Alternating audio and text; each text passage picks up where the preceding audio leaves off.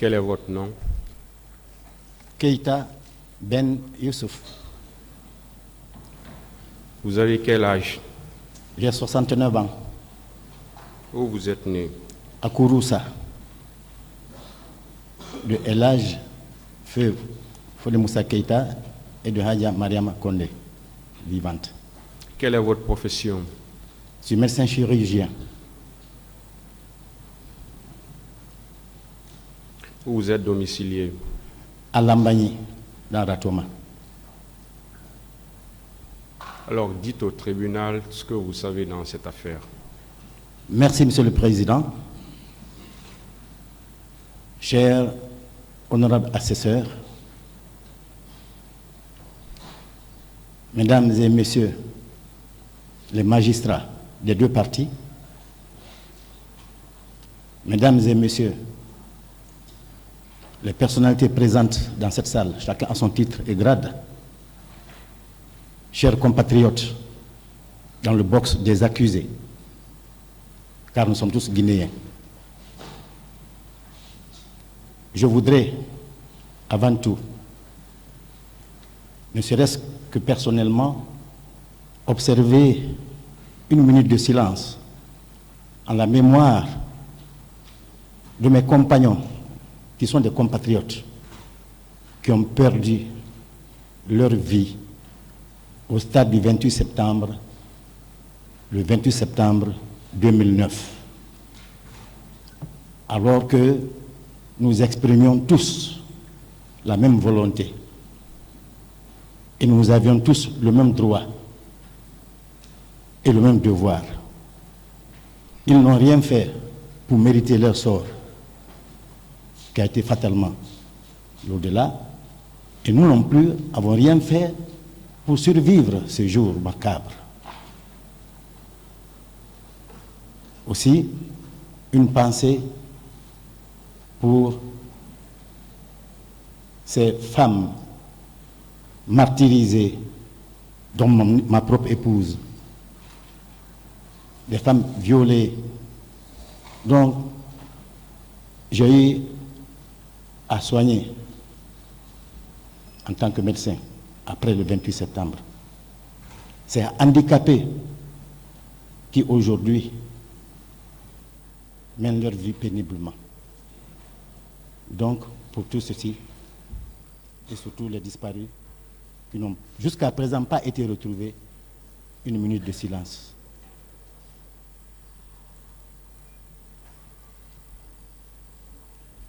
Merci, Monsieur le Président.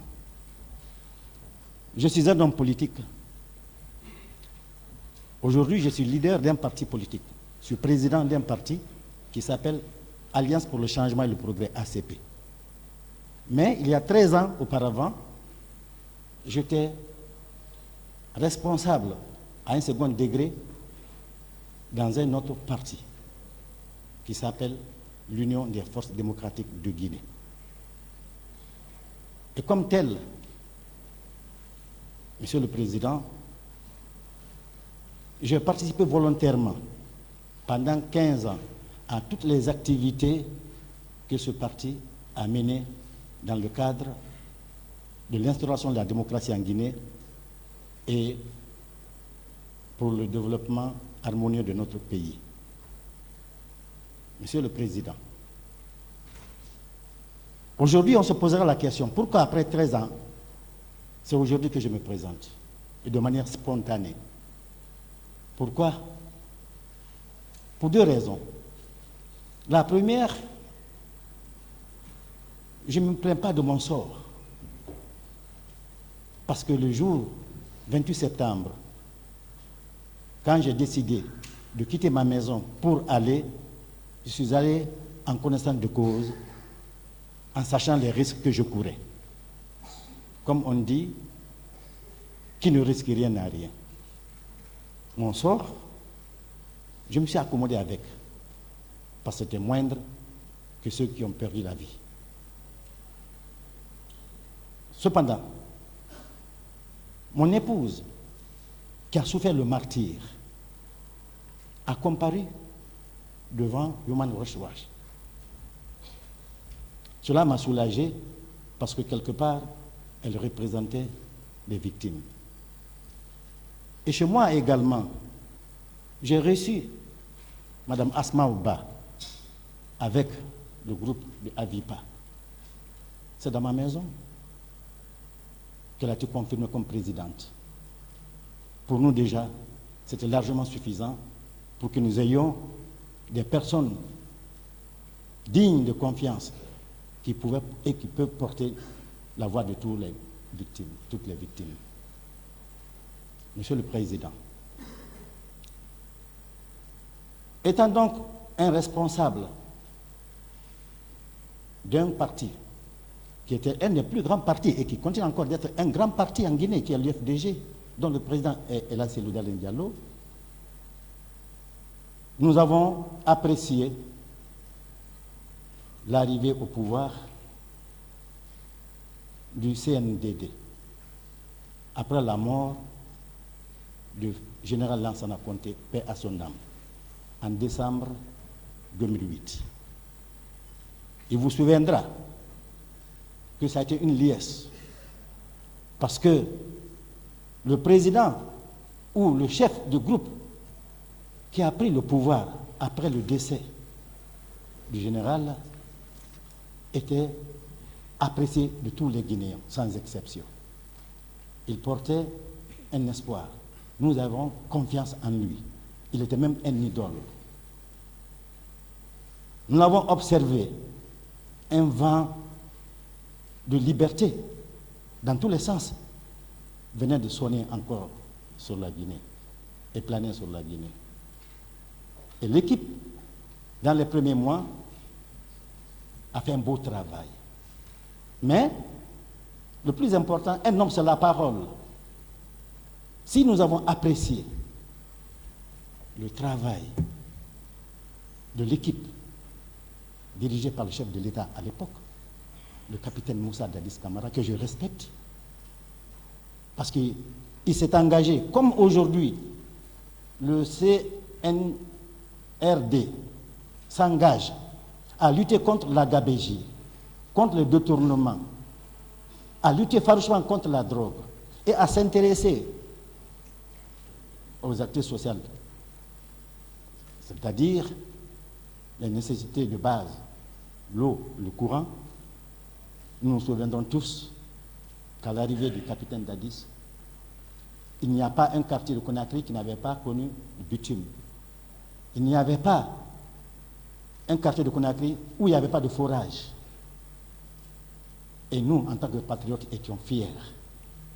Mais, comme politique, nous savions qu'un régime militaire est toujours un régime militaire. Le militaire, c'est fait pour la caserne. Le militaire, c'est fait pour défendre la nation. Le militaire, c'est fait pour assurer la sécurité de l'État, du pays et de tout ce qui est dans le pays. La politique, c'est pour les civils. Et le président du CNDD l'avait bien compris quand il a pris le pouvoir en déclarant urbi et orbi qu'il n'était pas venu pour se pérenniser au pouvoir librement. Donc, nous l'avons tous adulé. Et c'est sûr qu'il allait aller. Malheureusement, nous ne savons pas par quel sort. Nous avons vu des signaux qui nous indiquaient clairement que l'homme allait régner à ses engagements premiers. Ce qui, naturellement, attira l'attention des forces vives. Je veux parler du syndicat. Permettez-moi de commencer par le syndicat, parce que j'ai le sein syndicaliste.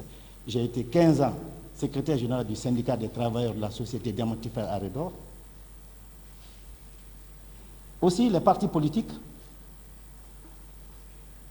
les organisations de la société civile. Bref, tous avons fait des pieds et des mains pour que les organisations qui avaient commencé à pousser par-ci, par-là, pour pousser l'homme à renier à ses engagements, disparaissent. Et que, comme promis, notre sauveur à l'époque, le capitaine Dadis, respecte sa parole, quitte à aller revenir plus tard, comme ATT l'a fait au Mali. Malheureusement, les sirènes maudites ont continué à sonner et nous avons décidé donc de nous faire entendre, mais de manière pacifique. Vous savez, le 28 septembre 2009 est arrivé après une longue préparation d'un comité d'organisation qui a rempli toutes les conditions. Mais il est clair que si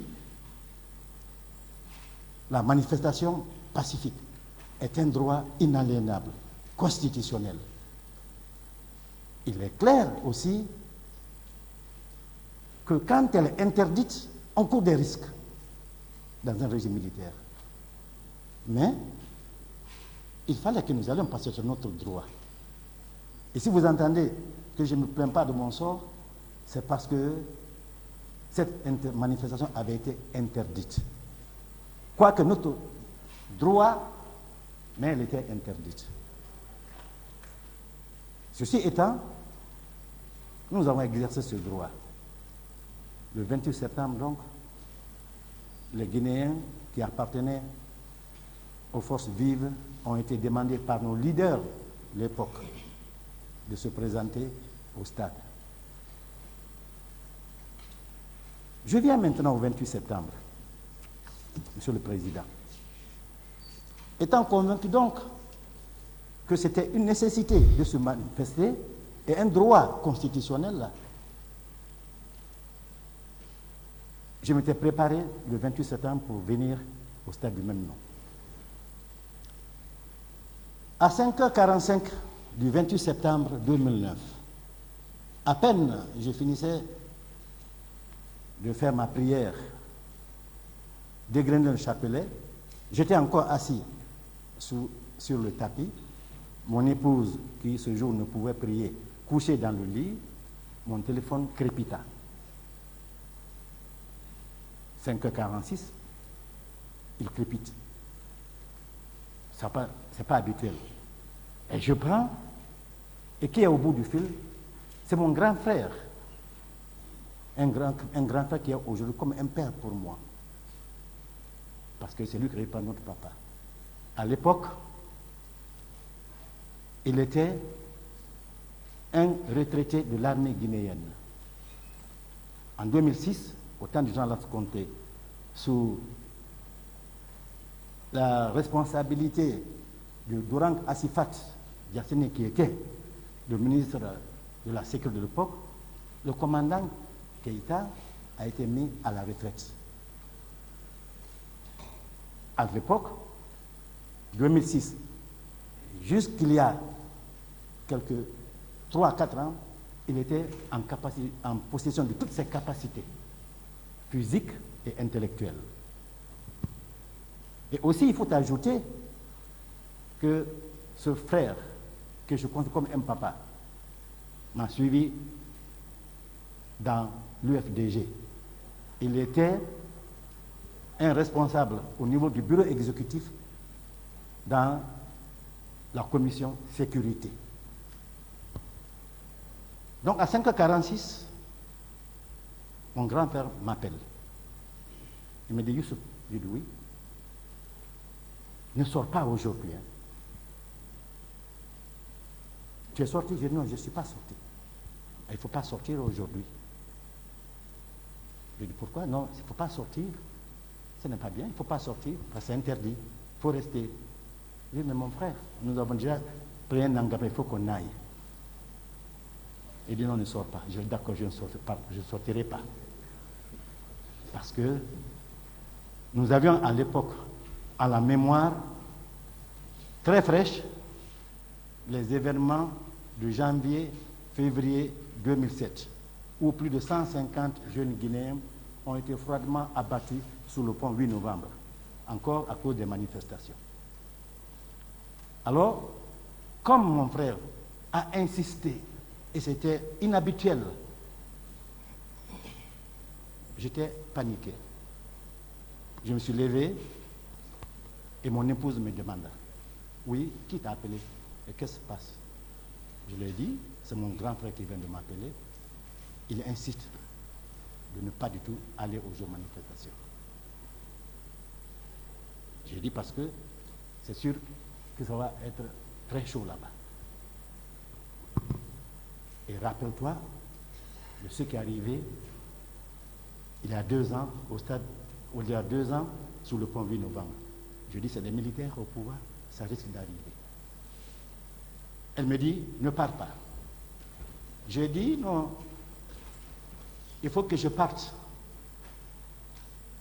Surtout que je sais qu'il y va avoir quelque chose, je ne peux pas rester. Si je ne pars pas, il faut me considérer désormais comme un vivant mort. Si je ne pars pas, ma chère épouse, je serai considéré comme un traître, comme un lâche. Je dis, ce qui va arriver, arrivera. Mais, sachant que quelque chose allait arriver, je ne sais quoi, mais qui ne serait pas bon du tout, j'ai demandé à mon épouse de rester à la maison et de s'occuper de nos enfants, au cas où je ne revenais pas. Parce que je sors avec un grand risque. Elle insista. J'ai dit, mais si je ne vais pas, il est 6 heures du matin, les gens ont commencé à sortir. Il faut que je parte. Finalement, contre son gré, on se donnait câlin et je suis parti, en lui confiant la famille et les enfants. J'ai pris quand même mon garçon, qui avait déjà 25 ans, il est ici dans la salle, qui m'a accompagné en me disant, nous sommes des hommes, allons-y, si quelque chose arrive, c'est sûr Dieu va nous sauver. Mais si nous restons, nous serons morts en homme digne. Il est dans la salle ici. Il porte encore les stigmates. Donc, à 6h, 6h05, nous prenons le véhicule, un pick-up, et nous filons à toute trombe, à tombeau ouvert, de Lambagne à Dixine, où nous étions censés nous retrouver, et où logeait mon leader à l'époque, le président Cellou Dalein Diallo. Nous n'avons pas fait 10 minutes. C'était un premier signal. Là où d'habitude nous faisons 30 à 40 minutes, nous n'avons pas fait 10 minutes. Tout était vide. Tout était vide. Nous sommes allés à tombeau ouvert. Et arrivé chez Ella Cellou, son portail n'était pas encore ouvert. Parce qu'il était 6 heures, encore 8 comme ça. Les vigiles m'ouvrent la porte. Je dis que je viens voir le président. Je le trouve lui-même, mais il n'était pas sorti encore de son petit salon. Je tape, il ouvre. J'ai vu quand même qu'il était habillé. Je lui dis, Président, je viens d'avoir une conversation avec mon grand frère, le commandant Keïta. Et il me dit de ne pas du tout sortir. Ça ne va pas être bien du tout. Je dis donc, c'est très grave. Est-ce que ce qui est passé le janvier-février ne va pas se répéter? Il était déjà 6h30. Et là, c'est Loudi.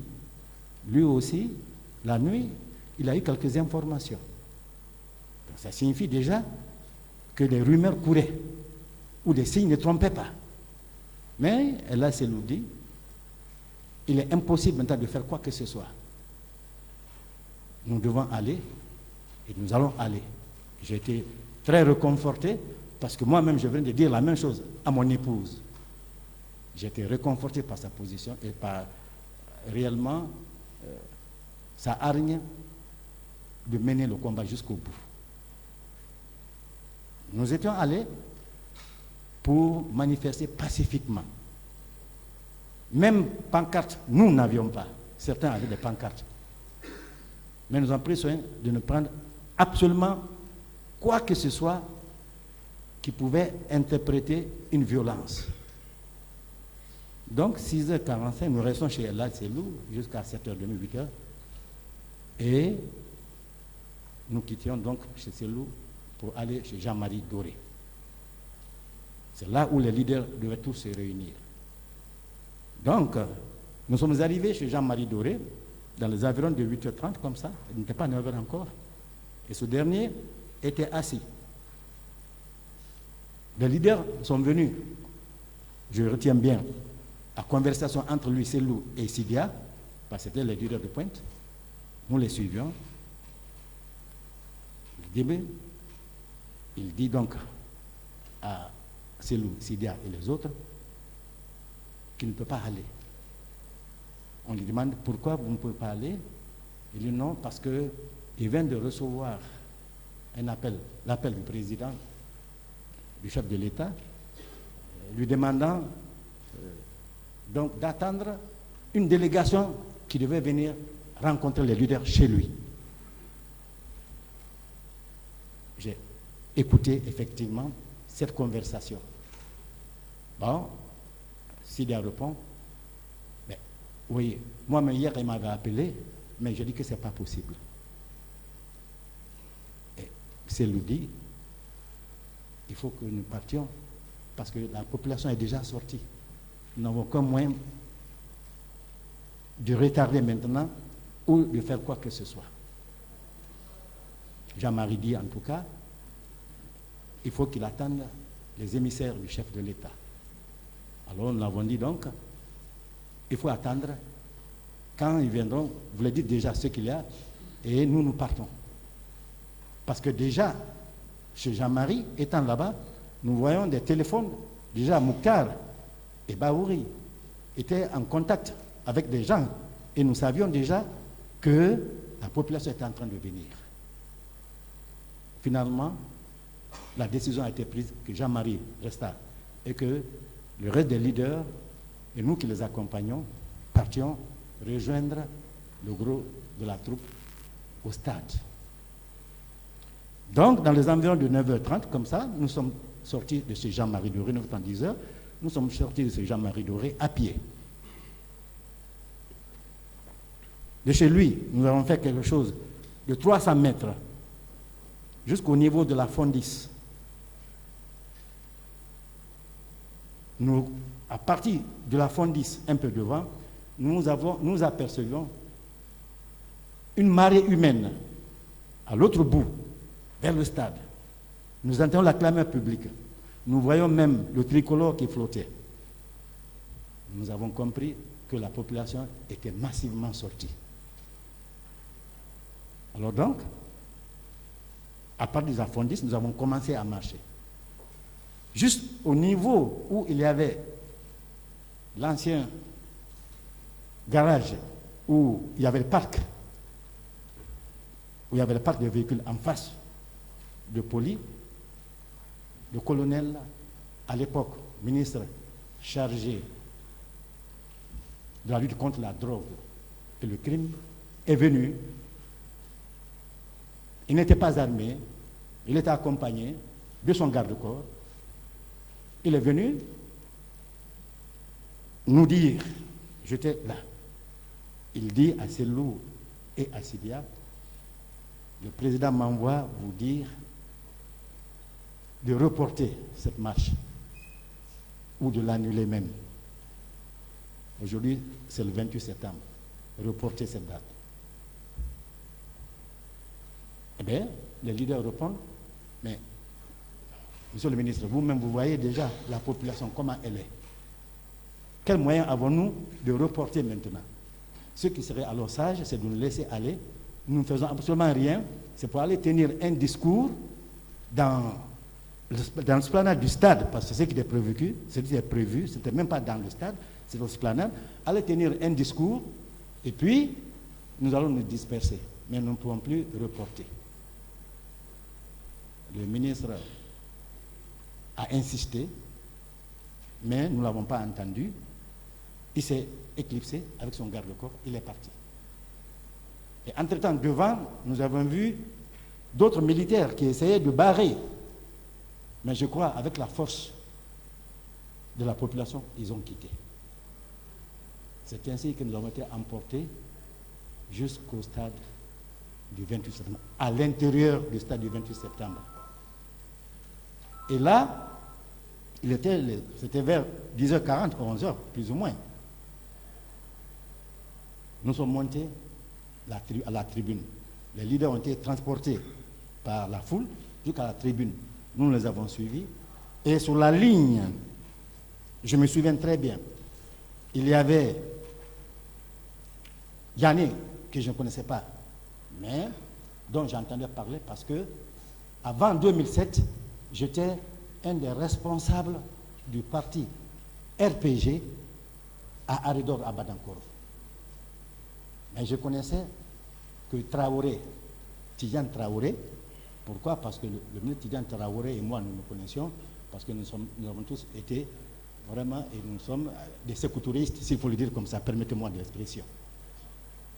Donc il y avait Diané, il y avait Mouktar, il y avait Silla, Bouakar Silla, il y avait François Lucénifal, Baouri, la Selou, et à côté de Selou, j'étais, et plus haut, Yero, qui fut ministre du temps du professeur Alpha Condé, et Salou Bella, docteur Salou Bella.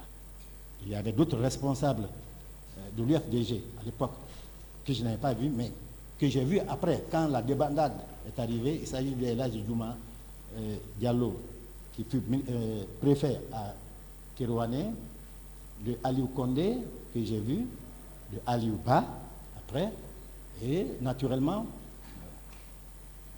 d'autres dames que je ne vais pas citer ici, mais que je citerai plus tard. Donc, à ce niveau, nous étions. Il y avait la liesse. Le stade était plein à craquer, s'il faut le dire comme ça. Et les tribunes, et la pelouse, c'était bondé noir de monde. Nous étions tous heureux et nous pensions donc que vraiment nous avions réussi. Les discours allaient se tenir et les gens allaient se retourner en bon enfant, chacun chez soi. Mais, à notre grande surprise, à peine 20 minutes de transe et de joie, certains priaient même, il y a la fumée, une fumée, c'était ma première fois d'humer le gaz lacrymogène. Il y a une fumée qui est venue jusqu'au niveau de la tribune, nous n'entendions aucun bruit, sauf un mot de you-you des gens sur le stade. C'est arrivé, et subitement, nous avons commencé à nous frotter les yeux et à respirer difficilement. C'est là que le docteur Salou Bella, un confrère à moi, est venu avec une plante, la feuille d'une plante, je ne sais pas si c'est citron ou orange, et il nous a fait humer cela. Ça nous a aidé à nous désaxifier. Au même moment après, nous voyons déjà les jeunes ou les gens tomber, sans savoir pourquoi ils tombaient. Parce que la tribune où nous étions, nous avons un aperçu général sur tout le stade, toute la pelouse. Donc, ceux qui étaient au bord de la pelouse commençaient à tomber. Après que le gaz lacrymogène est déjà plané, ils commençaient à tomber. Mais à ce niveau, on ne voyait pas de gaz. Immédiatement, le président Sidi a dit, il s'exclame, mais est-ce que ça arrive? Est-ce que c'est de l'hystérie? Moi, comme médecin, j'ai répondu là-bas, j'ai dit non, président, ce n'est pas, c'est pas l'hystérie. Ils sont en train de tomber morts comme ça. Ils sont morts comme ça. Et certainement, ils sont en train de tirer. Mais nous n'entendions pas le crépitement. Pourquoi? Parce qu'il y avait tellement de bruit, tellement de brouhaha, que nous ne pouvions pas, du stade de la tribune, entendre le crépitement des balles au niveau du stade. Jusqu'au moment où ça s'est décanté. Nous avons vu que les gens couraient par-ci, par-là. C'était le sauve qui peut. Et certains leaders, bon, chacun a pris la peau d'Ascampette, il faut le dire comme ça. Parce que c'était le sauve qui peut. Même les jeunes des partis qui avaient essayé de former une haie avait fini par s'en aller. Et finalement, je suis concentré sur la cellule, nous descendions, les gradins étaient déjà pratiquement vides. Quand surgit de la pelouse vers les gradins un militaire. Ce militaire, constitution moyenne, pas très grand, il portait cagoule. Portait la cagoule. Je l'ai vu parce que nous étions, il est venu comme à moins de 20 mètres de nous. Il s'est approché jusqu'à 10 mètres. Je voyais seulement les deux trous, mais on ne le voyait pas. Il n'avait pas de fusil. Il est venu, on dirait qu'il était venu pour ses loups, parce que nous étions là. Même le garde-corps avait un peu disparu, je ne sais pas, pour le rejoindre après. Il a dit à ses loups, viens. J'étais avec lui. Cela a dit non, qu'il ne va pas, s'il veut qu'il vienne lui. Alors nous étions tétanisés. Nous descendons un peu, et subitement, ce militaire encagoulé s'est jeté sur lui comme une faux. Ce qui s'est passé, nous le savons tous. Moi, ayant vu cela, j'ai compris que c'était fini. Et qu'en réalité, c'était mon dernier jour. C'était la deuxième fois que j'échappais à la mort.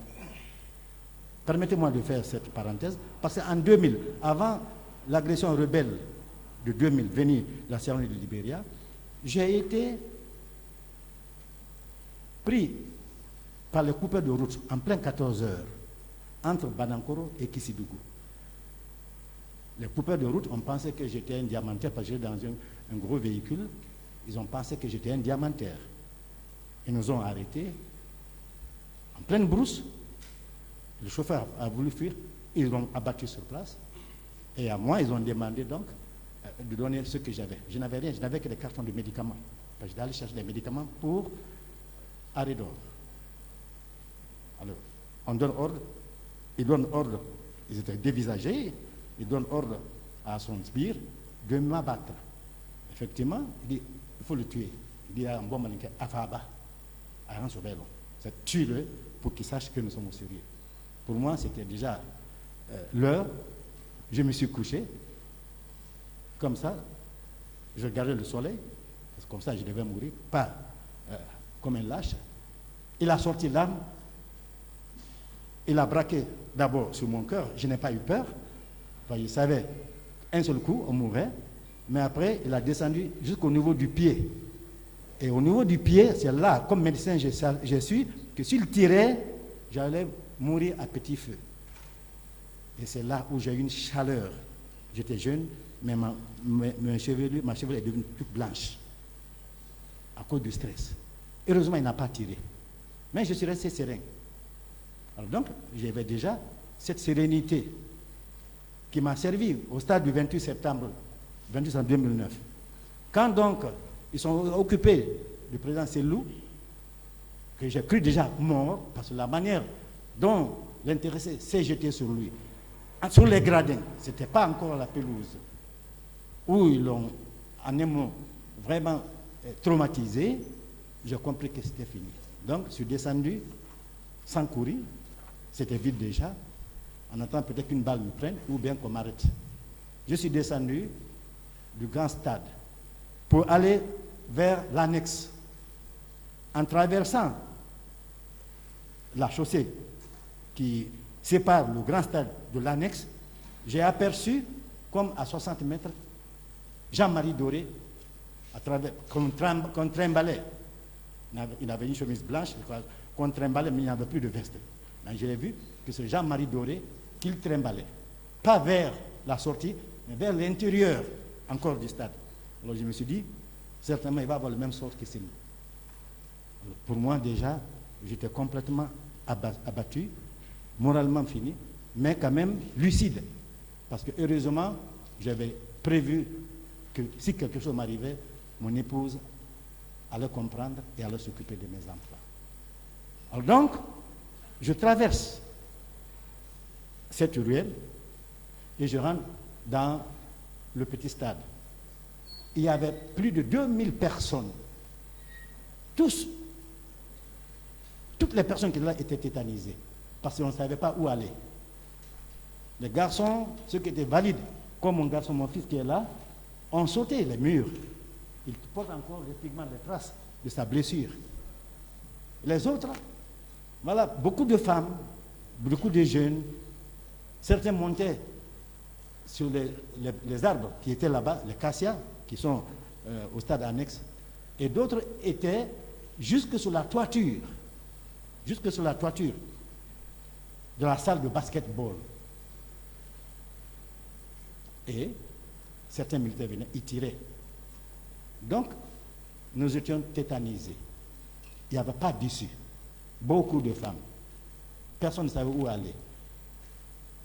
C'était d'environ de midi 30. Il faisait chaud. Alors moi, j'ai compris que le jour J est arrivé. Mais je me suis posé 2 questions. Est-ce que je vais mourir et être indisparu, qu'on ne sache pas si je suis mort ou où je suis allé? Première question que je vais poser. Deuxième question, dans cette foule, est-ce que je vais essayer de courir, aller partir et qu'on me tire dans le dos, que je meure comme un lâche? J'ai dit non. Là-bas, j'ai dit, il faut que je sorte, comme j'ai dit à mon épouse, que je suis psychologiquement préparé, je vais sortir du lot et aller droit vers les militaires qui sont en train de tirer. Si je tombe, quelle que soit la condition, ces milliers de personnes qui sont là ne vont pas toutes mourir. Au moins, une personne parmi elles pourra dire que j'ai vu Dr Keïta tomber. C'est ainsi que j'ai pris cette décision et j'ai récité ma prière, Ayat al-Kursi. Je suis sorti. J'ai fait, à peine je faisais 4 mètres, effectivement, que quelqu'un élève mon nom. J'étais déjà satisfait. Je me suis rendu plus tard compte que c'était M. Ali Ouba, à l'époque secrétaire fédéral de l'UFDG de Ratoma, qui a été honorable député. Il a élève mon nom. Docteur Keïta, ils vont te tuer, ils vont te tuer. Mais déjà, l'adrénaline était montée et j'étais psychologiquement préparé. Mais comme par la grâce de Dieu, j'ai fait 5 mètres, j'ai continué. Les militaires aussi qui étaient en face, ils étaient déjà 30 mètres comme ça, 30 à 40 mètres, ont arrêté de tirer. Alors, je suis venu jusqu'à leur niveau. Arrivé à leur niveau, tout le monde est resté derrière, personne n'a bougé, chacun voulait qu'est-ce qui va m'arriver. Bon, moi j'ai continué à y aller. Arrivé à leur niveau, ils m'ont demandé, il y a un qui a pris ma main, qui êtes-vous? J'ai dit non, je suis médecin. Moi je suis médecin. Qu'est-ce que vous faites là, comme médecin? Alors il me tire par la main, en arrachant ma montre et la clé de la voiture que j'avais été tombée. Il me tire, nous sortons, il me dit de monter dans le véhicule. Il y avait un camion militaire où certains déjà étaient là-dedans. Quand vous sortez le petit portail, c'est la porte de l'annexe qui vient sur la route. À peine sorti, il me dit de monter dans le camion. J'ai compris que là, ce n'est pas une bonne chose. J'ai dit non. Et le fait de dire non, celui qui était à côté de lui, un militaire aussi, qui portait un casque de guerre, grand fort, il a pris un gros bois, il avait un bois, les bois de chauffe, qu'on appelle communément Kinsi, avec, vous comprenez ce que c'est une puce là, ce n'est pas des bois ronds, c'est des bois pratiquement triangulaires, qui sont vraiment très offensifs. Il a pris ce morceau, ce bois très gros, pour me taper, il voulait taper fortement ma tête, certainement pour m'assommer. C'est là que j'ai mis ma main, parce que j'ai eu un réflexe, quand même, étudiant à Cuba, j'ai fait le judo, j'ai fait le karaté, quand même. Je sais quand vous êtes en danger, il faut vous sauver. Et il faut essayer de vous protéger. Donc j'ai mis ma main, comme ça, ma main droite, et j'ai entendu un craquement sur ma main, parce qu'il m'a attrapé fort. C'est là, c'est ce que vous voyez comme ça. J'ai eu ma main fracturée. Il m'a frappé très fort. Le bruit était tellement fort que j'ai entendu le craquement, mais ma tête n'a pas été atteinte. C'est ma main qui a été cassée. Je ne me suis pas limité là, et j'ai continué malgré tout. Et comme il était derrière moi, l'autre m'avait déjà lâché, Il m'a tapé encore dans le dos. C'est là où ce bois a déchiré ma chemise et a entaillé mon dos. Il continuait. Je voyais à droite, à gauche, des gens qui tombaient. Alors moi, si c'est la main qui est cassée et je tiens encore debout, je ne savais pas où j'allais tomber. Mais quand vous quittez le portail, vous savez, en face, il y a en face un arrêt bus.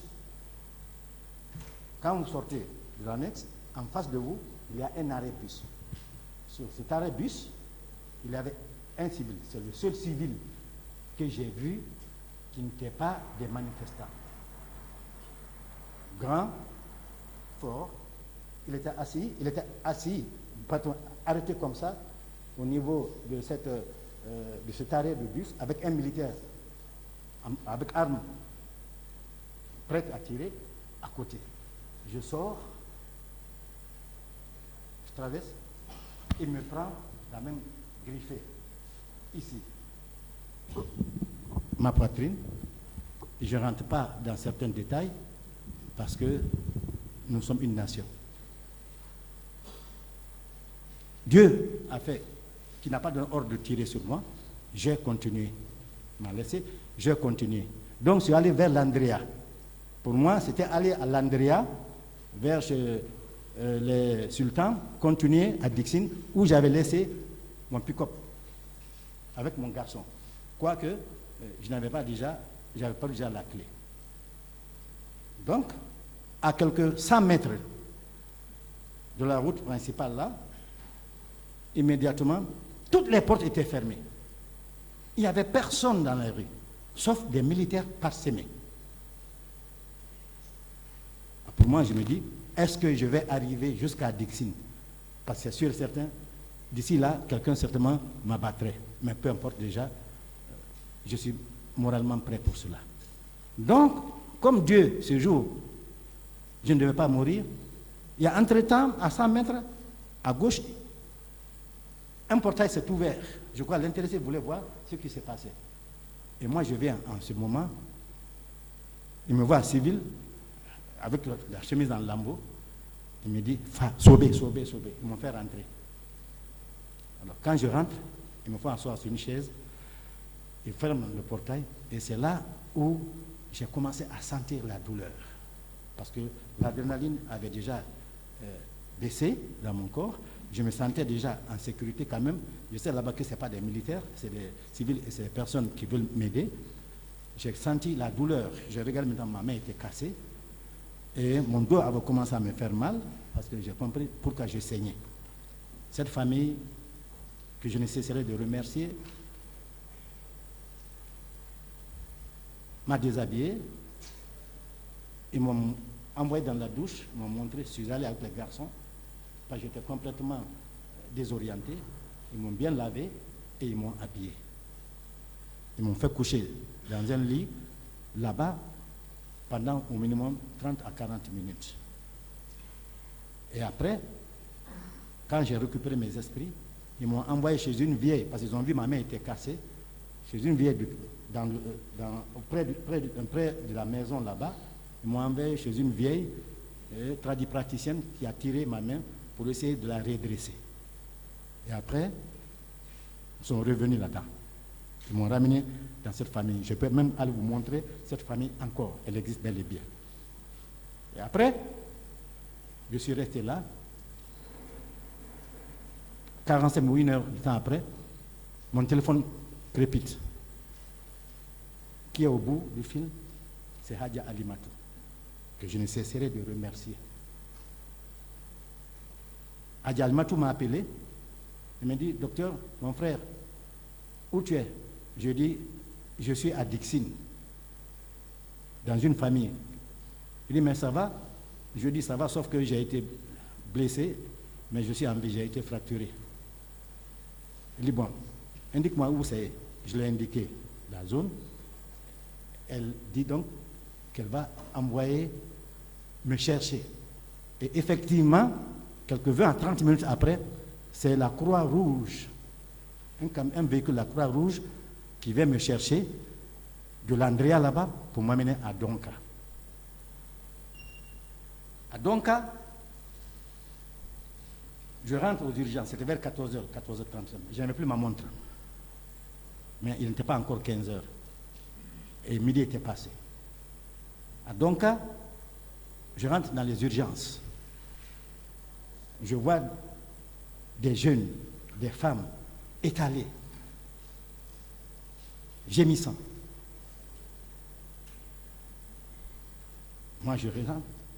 Comme je tenais debout, j'avais récupéré mes esprits, je n'avais que la fracture et la plaie au dos, je tenais debout. Je suis allé m'asseoir. Assis, en attendant que je sois mes soins, qui je vois, c'est là où je n'ai pas du tout été à l'aise.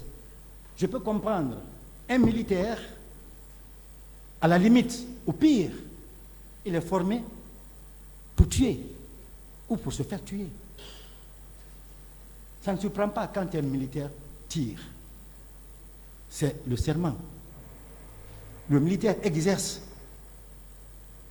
Il applique l'ordre avant même de penser, avant de demander. C'est pour cette raison que je n'ai aucune haine contre quelque militaire que ce soit. Tous ceux qui ont tiré là, je n'ai aucune haine contre eux. Parce qu'ils ont reçu les ordres. Alors, le médecin a un autre serment, ce qu'on appelle le serment d'Hippocrate. Et là, c'est là où j'ai eu un choc. Le vrai choc, c'est là où je l'ai eu. Que le militaire frappe, je ne savais pas que les femmes avaient été violées, parce que je n'ai vu personne être violé. J'ai vu des gens tomber, j'ai vu qu'on m'a frappé, certainement on a frappé des gens, mais je n'ai vu aucune femme violée, là. Le temps que je descende et que je sorte jusqu'à l'Andrea. Mais quand même, pour moi, les militaires, ils ont reçu l'ordre. On ne les en veut pas. Alors, assis aux urgences, c'est le ministre de la Santé à l'époque, qui a un confrère, qui est militaire, qui a prêté 2 serments. C'est là où je vais chercher à comprendre. Je suis là aujourd'hui pour comprendre. Je vous ai dit, je n'ai absolument aucune haine contre qui que ce soit. Aucune haine contre qui que ce soit. Je ne crie non plus vengeance pour quelque motif que ce soit. Et je ne veux aucune indemnisation, ni matérielle ni financière, pour quelque motif que ce soit. Je veux comprendre. Vous savez, quand vous comprenez quelque chose, vous pouvez tolérer. Quand vous comprenez, vous pouvez supporter. Si la femme, permettez-moi de faire cet écart, si nos mamans ne comprenaient pas pourquoi elle accouchait, elle donnait vie, aucune maman, aucune femme n'allait pardonner son mari. Parce que s'il y a des médecins dans la salle, ils savent, ceux qui ne sont pas médecins ne le sauront jamais, parce qu'ils n'assisteront jamais à cela. Une femme, il n'y a pas de douleur plus que cette douleur quand elle doit donner naissance à un enfant. Il n'y a pas. Mais la femme accouche 2 ans après, elle prend autre grossesse, elle accouche, parce qu'elle comprend pourquoi.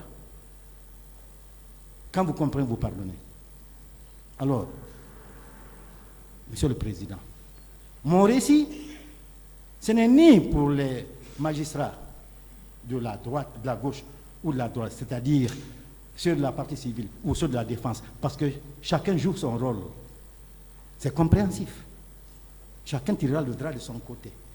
C'est compréhensif. C'est leur rôle. Ils ont prêté serment pour cela. C'est pour vous que je parle. Cette auguste cour, pour éclairer votre lanterne, je n'ajouterai absolument pas un iota sur ce que j'ai vu. Peut-être que j'éviterai pour certaines raisons de rentrer dans certains détails pour la sensibilité et pour la pudeur. Mais je n'ajouterai absolument aucun détail sur ce que j'ai vu. Je suis un leader, je suis très sain dans mon esprit, j'ai de grandes ambitions, c'est pourquoi je suis dans la politique. Et je pense même, et je veux même, un jour être président de la République. C'est pourquoi j'ai créé un parti. Donc je suis prêt, moralement et psychologiquement.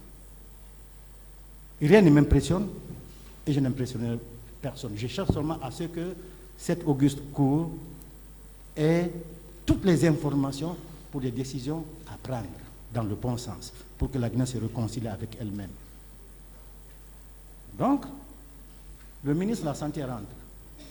Je le vois, parce qu'il passe à moins d'un mètre de moi, voire même quelques 30 cm.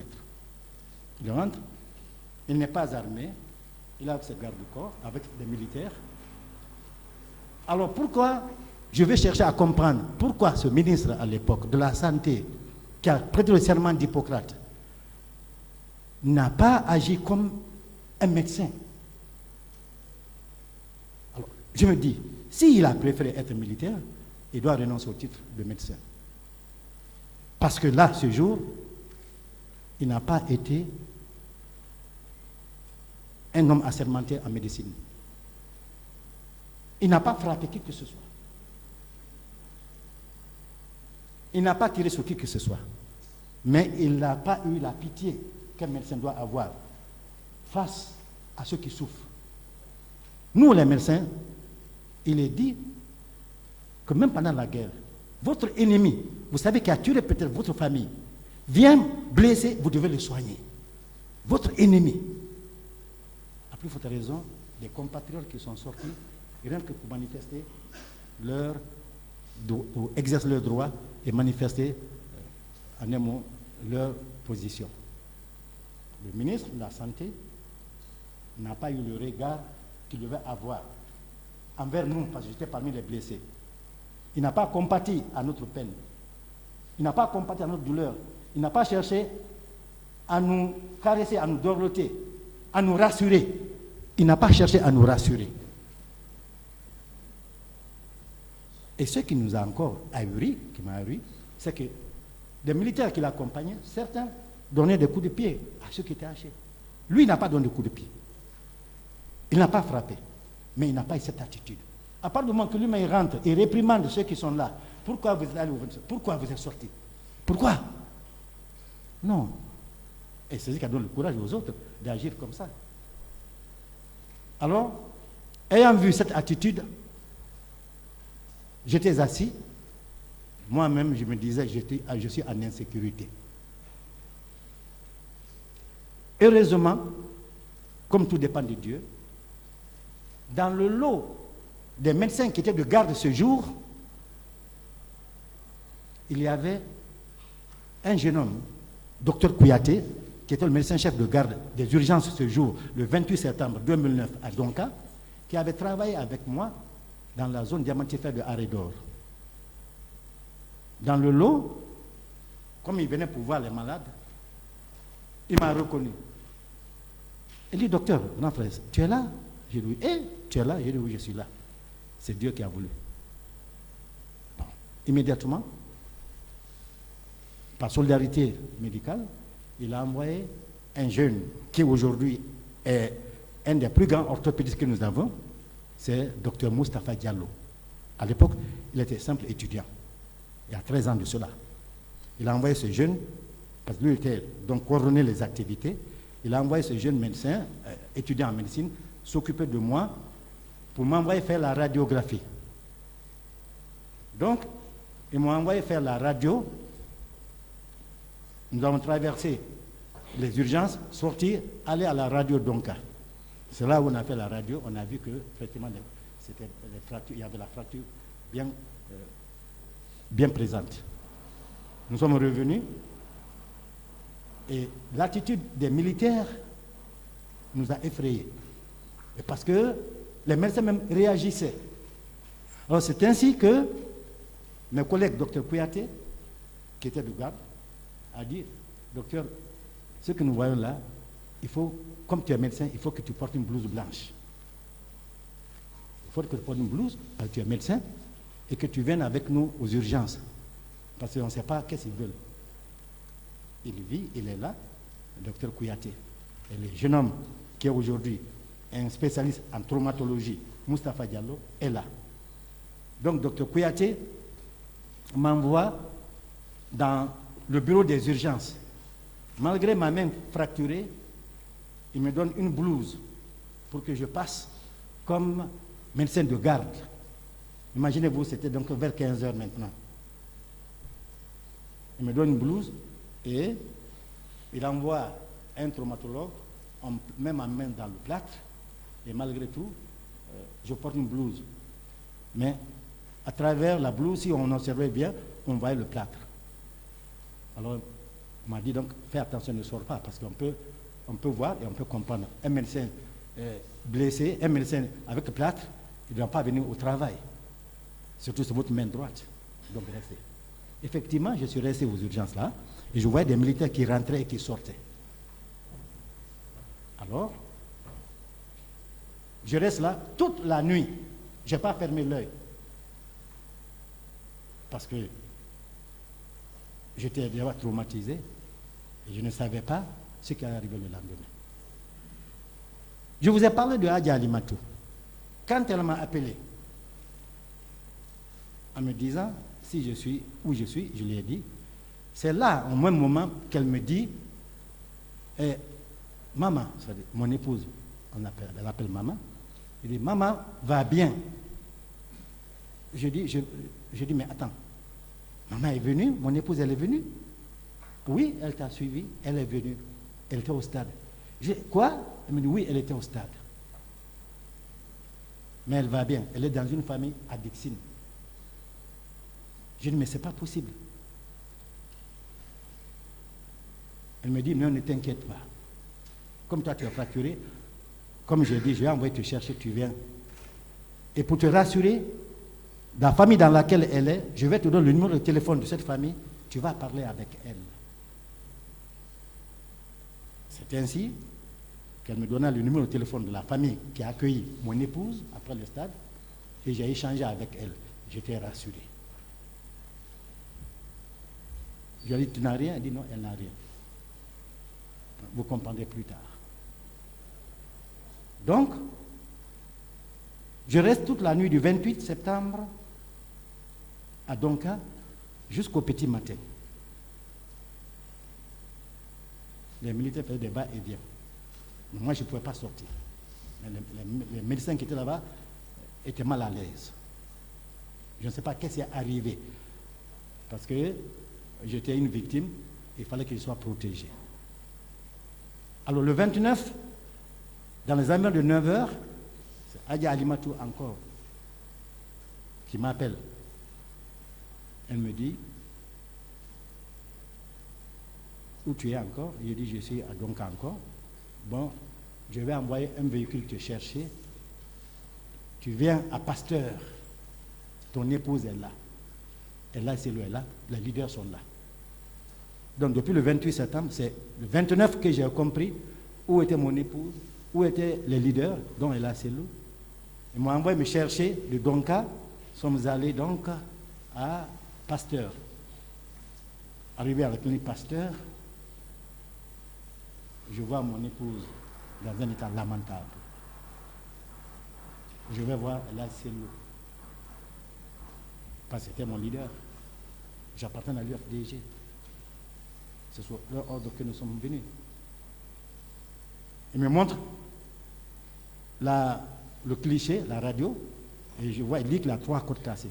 Je regarde comme médecin expérimenté, parce que je suis chirurgien, généraliste et spécialisé. J'ai regardé, j'ai vu qu'il a 4 côtes cassées. Alors donc, j'ai dit, ah, président, vous avez 4 côtes cassées, c'est pas 3. Donc nous sommes restés là, ce 29. La troisième personne que j'ai vue du côté, je vous dis bien, de ceux qui étaient au pouvoir à l'époque, c'est Tibou Camara. Lui, il nous a quand même remonté le moral. Parce que quand il est venu à Pasteur, il s'est intéressé à tous les blessés, dont ma propre épouse. Il a eu des mots que le ministre de la Santé devait avoir face aux blessés. Lui, il a eu des mots. C'est lui qui doit être médecin. Parce qu'il a su parler. Il a su apaiser la douleur des gens qui étaient là. Il a su nous rassurer. Lui, je ne l'oublierai pas. Après, Le 21, nous sommes restés encore. Nous ne savions pas comment sortir. Comment sortir? Comment rejoindre Lambagny? Nous avions laissé nos enfants depuis 2 jours. On ne les voyait pas, on ne savait pas ce qui arrivait. On ne communiquait pas avec eux. C'est les enfants mineurs. Parce que les enfants majeurs étaient déjà en France. Mon premier garçon est en Suisse, les 2 autres et la troisième, et ils étaient en France déjà. Madame était là avec les 2 autres petits. Ils étaient dans l'embarras, ils ne savaient pas que faire. Nous avons appris plus tard que les voisins, ayant compris que nous ne sommes pas revenus la nuit du 28, nous ne nous avons pas vus au matin du 29, on lui pensait que nous étions déjà morts. Nos voisins sont allés récupérer ces 2 enfants. C'est la famille Touré, que je remercie, et paix à l'âme d'Abdoulaye Touré, parce que sa famille, avec son épouse Minata Mara, qui sont allés, eux-mêmes pensant certainement que quelque chose nous est arrivé, ne pas laisser les enfants dans le désarroi, aller les prendre pour s'occuper d'eux à la maison. Donc, nous sommes restés à la clinique Pasteur, où on a revu encore ma main, parce que ça a été fait dans la précipitation à Donka.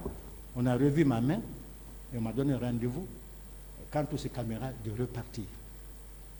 Vous verrez dans les papiers que j'ai offerts, que j'ai donnés, nous sommes encore retournés le 30 à la clinique Pasteur, où ils ont fait les clichés, où ils ont donné les papiers, parce que Donka ne nous a donné aucun papier. C'était urgence. Donc, il a fallu jusqu'à 22h. C'est à 22h qu'encore Hadji Alimatou, que je ne cesserai de remercier, s'est arrangé à ce qu'un véhicule vienne nous chercher, mon épouse et moi, de la clinique Pasteur, pour nous envoyer à Lambagny. Arrivé à Lambagny maintenant, après avoir repris esprit, après avoir vu nos enfants, j'ai demandé à mon épouse pourquoi elle est sortie. Et c'est pour elle aujourd'hui que je témoigne. Parce que ce qu'elle a prouvé, je ne pourrai jamais la payer. Ce qu'elle a fait pour moi, je ne pourrai jamais faire ça pour elle. Et surtout, c'est pour elle que j'ai accepté de témoigner. Pas pour moi. Je ne rentrerai pas dans tous les détails. Elle a déjà témoigné avec Human Rights Watch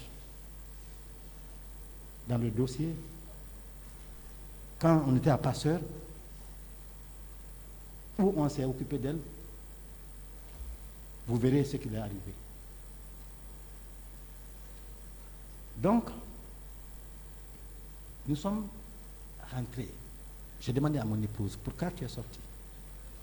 Elle me dit, mon amour, tu es allé. Je ne pouvais pas rester. Parce que tu ne pouvais pas, toi, aller mourir et que moi je reste en vie. C'est pourquoi, quand tu es parti, Alimatou m'a dit que vous êtes arrivé. J'ai pris la voiture. Si vous regardez dans les images du 28 septembre, il y a une voiture Opel, couleur grise. C'est la voiture de mon épouse. Qui est venue pour voir et pour voir s'il nous voyait. Mais ayant vu que donc, certainement, ce qu'on craignait n'allait pas arriver, ils sont allés garer la voiture dans la cour de la Cellou. Elle, Hadji Alimatou, la grande sœur de Hadji Alimatou, qu'on appelle Hadji Mamina, Madame Marie, comment dirais-je, Fatou, Yari Briki, et puis Madame, qui était la présidente, Fatoumata Marela et Hadja Salimatou, sont venus à pied. Parce que pensant maintenant que la foule est venue, il n'y a pas de danger. Ils sont rentrés dans le stade. M'explique-t-elle. Et, comme tout le monde, elle était, comme avec les femmes du leader, au même niveau que nous. Quand la débandade a commencé, ils sont restés calmes. N'ont pas bougé. C'est entre-temps que les militaires sont venus, les bérets rouges. Ils ont frappé toutes les femmes qui étaient là-bas. Et elle, on l'a pris, on l'a jetée. Elle allait tomber. Ils l'ont bâtonnée. Ils ont retiré tout ce qu'elle avait de bijoux, ses 2 téléphones, le maltraité. Et entre-temps, comme elle a donné un fort coup de pied, tombé, il y a un, dit-elle, civil, c'est écrit dans le document, il y a un civil, cette fois lui n'était pas militaire, qui est venu avec un couteau. Elle décrit le couteau comme pas les poignards, le couteau des militaires avec des dents de scie, qui est venu pour l'égorger. C'est en essayant de l'égorger qu'elle a pris, par instinct de suivi, le couteau, la lame du couteau. Ça y est, dans le dossier, sa main a été complètement lacérée. Parce que, heureusement, un de ceux qui était en train de le battre, qui était militaire, a dit au civil, il dit, il n'a pas faradé. C'est-à-dire, ne le tue pas, ne la tue pas. Mais, ce dernier, fâché, il a retourné dans sa main, il a lacéré sa main. Entre-temps, le ministre chargé de la lutte contre la drogue est venu. Elle l'a aperçu. Et ce dernier a dit aux gens d'arrêter. Il aurait dû continuer, parce que c'était une femme dont la vie était en danger. Il aurait dû continuer, parce qu'il a dit arrêtez. Hey, arrêtez, selon ce qu'elle a dit. Elle pensait que son sauveur est arrivé. Le ministre est arrivé jusqu'à son niveau, il continuait. Et entre-temps, elle voit qu'il veut continuer et s'est agrippée. La main ensanglantée à la tenue du ministre chargé de la lutte contre la drogue. S'il est là, s'il se souvient bien, s'il a sa tenue ce jour qui était ensanglantée, côté droit, c'est le sang de Mme Keïta. Qu'il n'a pas sauvé. S'il avait dit arrêtez, et puis il avait continué jusqu'au bout, il aurait porté à 600 personnes en danger. Je veux comprendre pourquoi. Le premier, pourquoi il agit malgré le serment d'Hippocrate.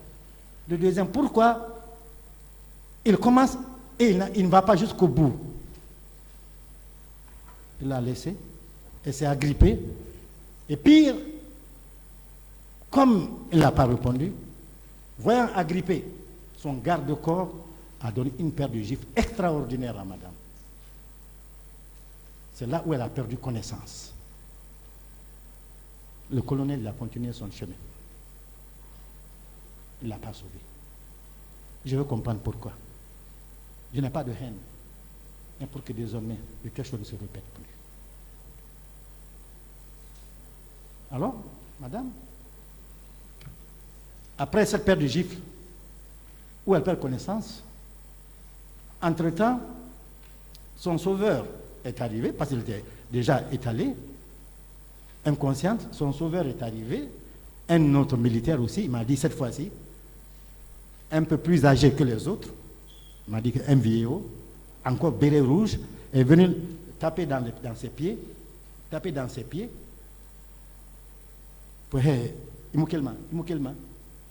mais difficilement il s'est levé. Lève-toi, sinon on va te tuer ici. Alors il dit, non, je ne peux pas, parce que la paire de gifles, elle était blessée. C'est ainsi que ce dernier le prend et me dit son côté gauche, par le côté droit était blessé.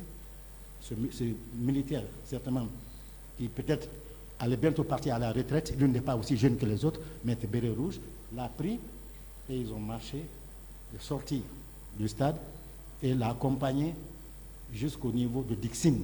Quand vous sortez, par exemple, vous quittez le rond-point de Dixine là, vous rentrez comme si vous allez à Madina, la première route à gauche, il l'accompagne là-bas et allez tapé une porte. Pas toutes les portes étaient fermées. Se sont ouvertes et elle est rentrée. Paraît-il, quand elle est rentrée, les familles qui étaient là-bas les femmes qui étaient là-bas se sont mises à pleurer. Et c'est là, elle est rentrée, dès qu'elle est rentrée, elle est tombée, encore évanouie là-bas. C'est là où ils l'ont lavée, elle aussi, et ils ont donné la tenue dans laquelle je l'ai trouvée à Pasteur. Alors, Monsieur le Président, pourquoi la folie humaine peut-elle aller jusque-là? C'est ce que je veux savoir. C'est cette compréhension que je veux. Madame a tellement été traumatisée que même si c'est le colonel Mamadi Doumbouya qu'elle voit aujourd'hui avec le béret rouge à côté, elle va piquer sa crise. Après Ouiman Roche, s'est occupé d'elle et aujourd'hui, elle vit en France avec tous les autres enfants, les deux qui étaient là et ceux qui étaient partis déjà parce qu'elle n'ose plus revenir en Guinée. Dès qu'elle voit un béret rouge, c'est le cauchemar. Alors pourquoi cela? Si j'ai accepté aujourd'hui de témoigner, une fois de plus, c'est pour ne plus que des choses pareilles arrivent. Parce que l'erreur humaine, persévérer devient diabolique. Et la bêtise humaine, quand elle n'est pas corrigée, quand elle n'est pas analysée, pour ne plus qu'elle se répète, elle se répétera.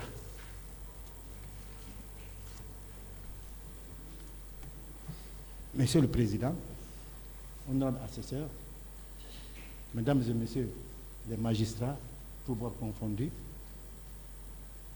pour ce premier départ, avec humilité, mais une fois de plus, sans haine, sans esprit de vengeance,